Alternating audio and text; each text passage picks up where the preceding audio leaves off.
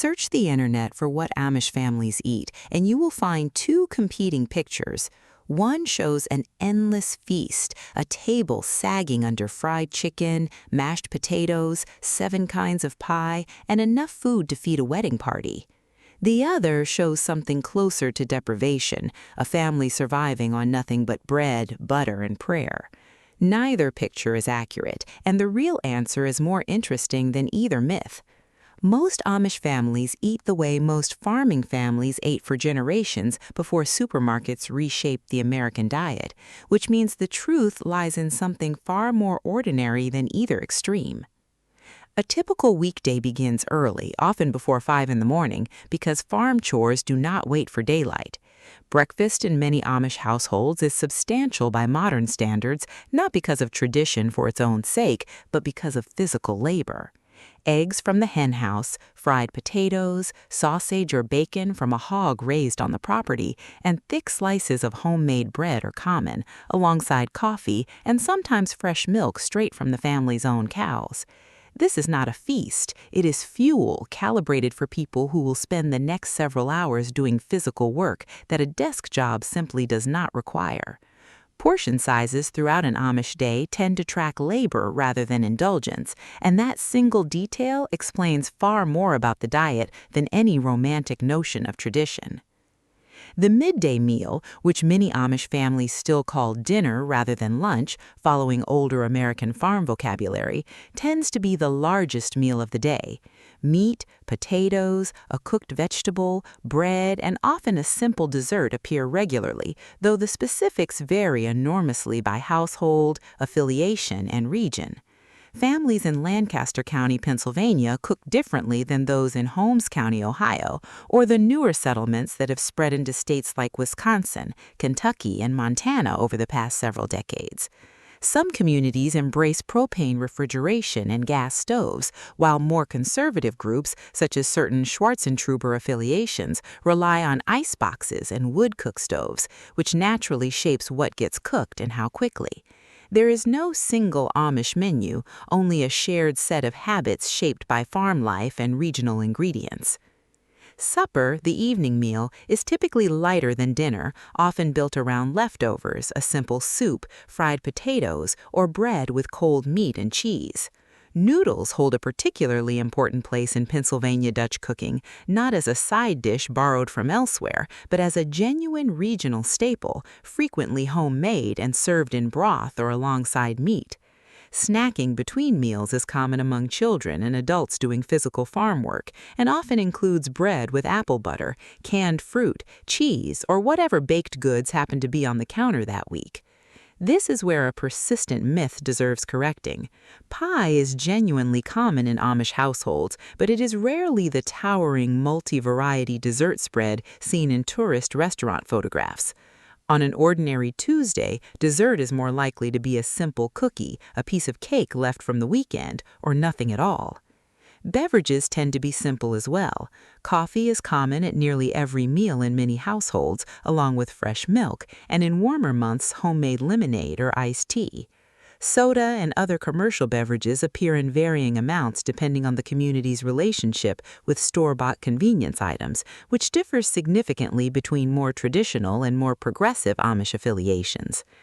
Seasonal rhythm changes this pattern considerably, and understanding that rhythm is essential to understanding the real diet. During planting season in the spring, meals tend to be quick and hearty, designed to get workers back into the fields rather than to linger over.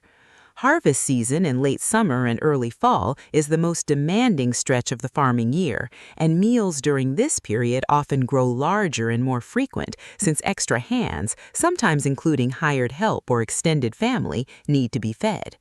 This is also when home canning reaches its peak. Tomatoes, green beans, corn, peaches, and applesauce are preserved by the dozens of jars, a practice that remains genuinely essential rather than decorative, since a well-stocked cellar of canned vegetables and fruit is what carries many families through winter months when fresh garden produce is unavailable. Winter meals lean more heavily on these preserved goods, along with root vegetables like potatoes and cabbage that store well, smoked or cured meats, and hearty soups. Sundays introduce a different rhythm entirely. On church Sundays, which typically occur every other week depending on the district, families gather for a shared fellowship meal after the service, usually simpler than outsiders expect: bread, cold cuts, cheese, pickles, and coffee, since the meal is meant to sustain conversation and community, not to showcase cooking. The large, elaborate spreads most visitors associate with Amish food, featuring multiple meats, several vegetable dishes, and a dessert table stretching the length of a room, are far more characteristic of weddings, which in many communities are major undertakings involving hundreds of guests and days of preparation by female relatives and neighbors, or the restaurants near tourist destinations that were built specifically to showcase Pennsylvania Dutch cooking for visitors rather than to represent an ordinary Tuesday dinner.